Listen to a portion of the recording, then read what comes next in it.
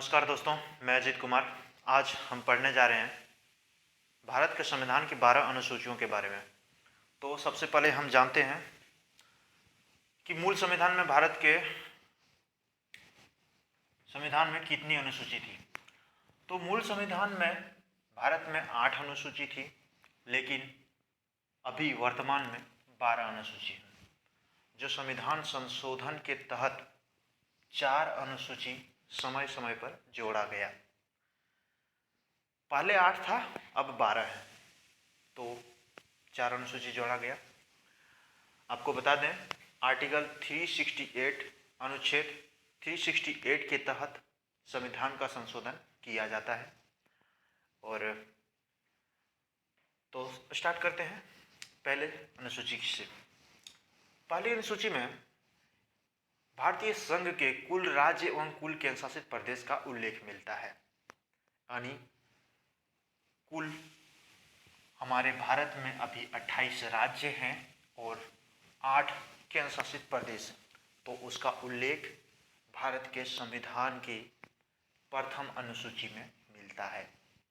अब दूसरी अनुसूची में आते हैं। दूसरी अनुसूची में भारतीय राज्य व्यवस्था के विभिन्न पदाधिकारियों जैसे राष्ट्रपति, राज्यपाल, लोकसभा के अध्यक्ष एवं उपाध्यक्ष, राज्यसभा के सभापति एवं उपसभापति, विधान परिषद के सभापति एवं उपसभापति, हाई कोर्ट एवं सुप्रीम कोर्ट, हाई कोर्ट एवं सुप्रीम कोर्ट के जज बोले तो न्यायाधीश, और भारत के नियंत्रक एवं महालेखा परीक्षक आदि को मिलने वाले वेतन, भत्ते एवं पेंशन, इन सबको जो ऊपर जितने भी व्यक्तियों का उल्लेख किया गया है, उन सभी को मिलने वाले वेतन, भत्ते एवं पेंशन आदि का उल्लेख दूसरी अनुसूची में मिलता है। आते हैं तीसरी अनुसूची में। इस सूची में विभिन्न पदाधिकारियों जैसे मंत्री, हाई कोर्ट और सुप्रीम कोर्ट के न्यायाधीशों इत्यादि द्वारा पद ग्रहण के समय ली जाने वाली शपथ के बारे में उल्लेख किया गया है। यानी कि जितने भी हमारे मंत्री होते हैं, हाई कोर्ट और सुप्रीम कोर्ट के न्यायाधीश होते हैं और अन्य अधिकारी भी जो शपथ लेते हैं, उनका उल्लेख तीसरी अनुसूची में किया गया है। अब आते हैं चौथी अनुसूची की ओर। विभिन्न राज्यों तथा केंद्र शासित प्रदेशों का राज्यसभा में कितना कितना सीट होगा, इस अनुसूची में बताया गया है। यानी कि इस अनुसूची में कहा गया है कि चाहे वो केंद्र शासित प्रदेश हो, चाहे वो राज्य हो, उनका राज्यसभा में कितना सीट होगा। जैसे झारखंड में राज्यसभा में कितना सीट होगा, बिहार में राज्यसभा में कितना सीट होगा, और भी अलग अलग राज्य, अलग अलग केंद्र शासित प्रदेश का कितना कितना सीट राज्यसभा में होगा, उसका उल्लेख पांचवी अनुसूची के तहत चौथी अनुसूची के तहत किया गया है। अब आते हैं पांचवी अनुसूची की ओर। पांचवी अनुसूची में इसके तहत 10 अनुसूचित राज्य क्षेत्र जैसे मध्य प्रदेश, आंध्र प्रदेश, तेलंगाना, हिमाचल प्रदेश, राजस्थान, महाराष्ट्र, तमिलनाडु, उड़ीसा, झारखंड आदि राज्य में अनुसूचित जाति के कल्याण एवं विकास हेतु विशेष प्रशासन का प्रावधान है, जो आर्टिकल 244 के तहत प्रावधान है। ये पांचवी अनुसूची और छठी अनुसूची का मैं एक और अलग से वीडियो बनाऊंगा और उसमें मैं डिटेल से बताऊंगा इसके बारे में। अभी फिलहाल इतना जान लेते हैं कि मध्य प्रदेश, आंध्र प्रदेश, तेलंगाना, हिमाचल प्रदेश, राजस्थान, महाराष्ट्र, तमिलनाडु, इतने जो राज्य जो हमने बताया है और नोट किया है, इन राज्यों का नाम सिर्फ अभी याद रखें तो ये ज़्यादा इम्पोर्टेंट है, क्योंकि क्वेश्चंस में ऐसे पूछे जाते हैं कि बताइए पांचवी अनुसूची के तहत कौन से राज्य आते हैं। अब अगर आपको पता होगा तो आप सिंपली बता सकते हैं, लेकिन अगर नहीं पता होगा तो क्वेश्चन छूट जाएगा। तो ये राज्य ज़्यादा इम्पोर्टेंट है। हालांकि इसके जो विशेष प्रावधान है, जो राज्यपाल को विशेष अधिकार दिया गया है कानून बनाने के क्षेत्र में, या फिर जनजाति कल्याण के बारे में विशेष कानून बनाने के क्षेत्र में, उनके संदर्भ में, तो इनका एक अलग से वीडियो बनाऊंगा पांचवी और छठी अनुसूची का, तो आप बेहतर समझ पाएंगे। लेकिन फिलहाल हम ये जान लेते हैं। अब छठी अनुसूची में आते हैं। इसके तहत 5 राज्य असम, मेघालय, त्रिपुरा, मिजोरम, पहले 4 ही था, लेकिन गोरखालैंड पर्वतीय परिषद 2011-12 में जोड़ा गया। में अनुसूचित जाति के कल्याण हेतु विशेष प्रशासन का प्रावधान है। ये हमने 30 इसलिए लिखा है क्योंकि ये 30 सदस्य होते हैं जो कानून बनाते हैं, जो जनता द्वारा चुने जाते हैं। और 5वीं अनुसूची में 20 सदस्य होते हैं जो राज्यपाल द्वारा मनोनीत किए जाते हैं, जो दूसरी वीडियो में मैं आपको पूर्णतः डिटेल से जिक्र करूंगा। लेकिन अभी फिलहाल सिर्फ राज्यों के नाम को याद रखेंगे, क्योंकि अगर दोनों को अगर देखा जाए तो दोनों का डिटेल से तो पूरा बोर्ड भर जाएगा, इसी से तो आगे हम देख नहीं पाएंगे। इसलिए हम फिलहाल इनके संक्षेप में जानने का प्रयास करते हैं, बाकी आगे हम वीडियो में समझेंगे। तो 6ठी अनुसूची में भी वही कहा गया है, और दोनों का मतलब 5वीं अनुसूची और 6ठी अनुसूची दोनों का मतलब अनुसूचित जनजाति से है, शेड्यूल ट्राइब से। ठीक है, तो इसके तहत 5 राज्य असम, मेघालय, त्रिपुरा, मिजोरम और गोरखालैंड 5वीं अनुसूची के अंतर्गत आते हैं, और 6ठी अनुसूची में 10 राज्य आते हैं।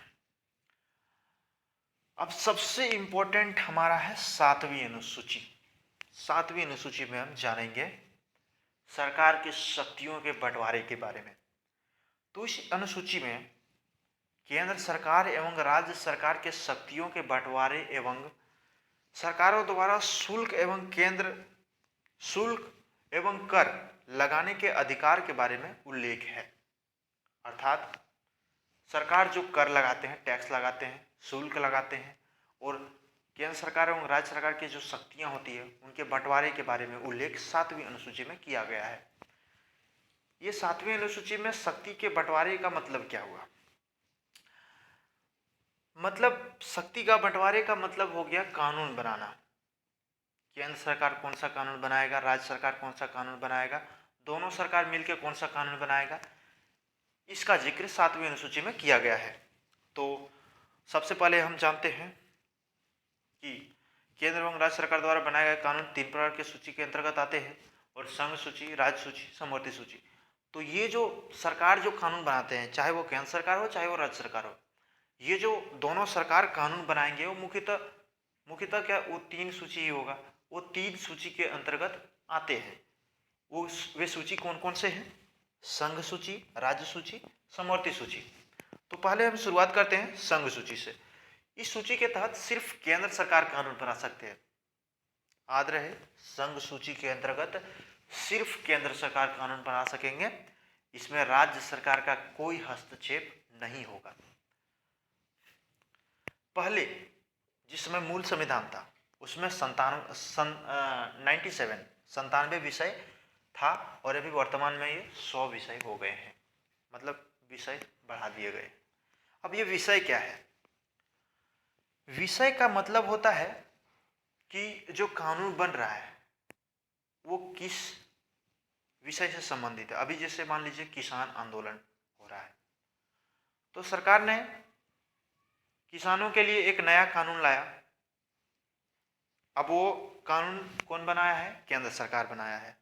तो वो किसानों के विषय में एक कानून बनाया, जैसे मान लीजिए रोड के विषय में हो, बिजली उत्पादन के विषय में हो, या फिर कोई अन्य चीज़ों के बारे में हो।